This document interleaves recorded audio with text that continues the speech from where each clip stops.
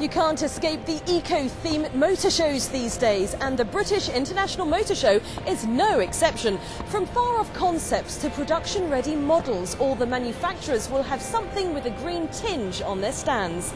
Paul Marcel discovers more. Amongst the surprise stars at this year's show is the Lightning. This looks like a traditional Grand Tourer, except the engine isn't under the bonnet. It's in the wheels. 4 electric hub motors are claimed to provide the equivalent of 700 brake horsepower plus, and a sensationally dynamic drive. Deliveries are scheduled to start in 2010, pending some extra investment. How can a company with a 4x4 only product lineup possibly hope to go green? It's a stiff challenge, but Land Rover has shown its vision of the future with its LRX concept. A diesel-electric hybrid powertrain capable of 60 miles per gallon and 120 grams per kilometre is just one piece of the puzzle. A handsome LRX concentrating on lightweight and sustainable materials to further boost efficiency. Small, lightweight cars are obviously efficient by their very nature, so the Smart 4.2 is already pretty green as it stands.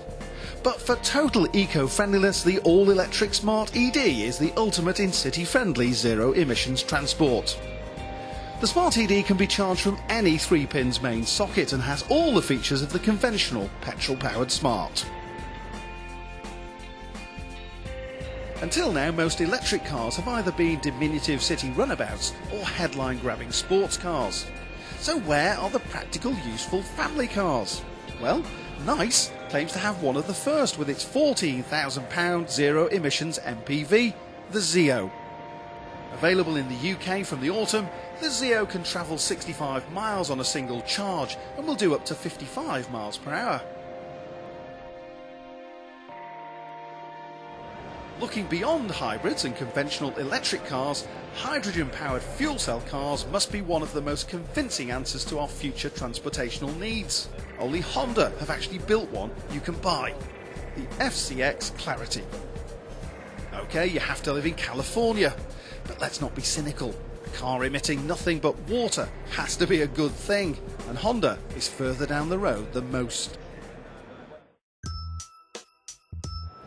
The Elise-based Tesla proves once and for all that electric cars needn't be blobby little noddy cars or glorified milk floats.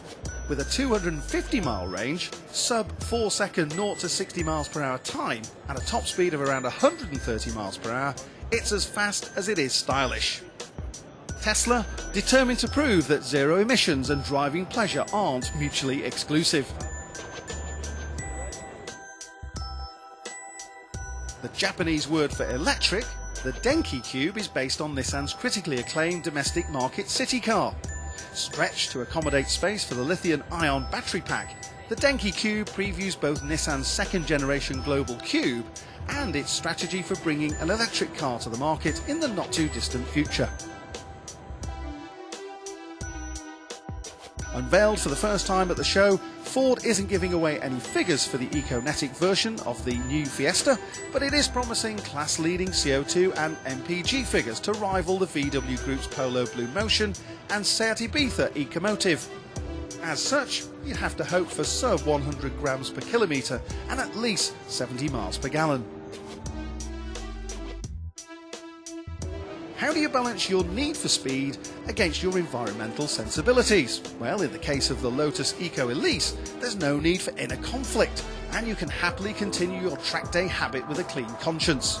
As such, the Eco Elise is 32 kilograms lighter than the standard car, and uses sustainable materials such as hemp, eco-wool, and other technologies in its construction. Biofuels have come in for some flack of late, with concerns about already overstretched land being turned over to grow crops to fuel our cars. But Saab remains committed to the use of E85 bioethanol. Running on E85, the 94X biopower concept generates 295 brake horsepower and 295 pounds-foot of torque from a mere 2-litre engine.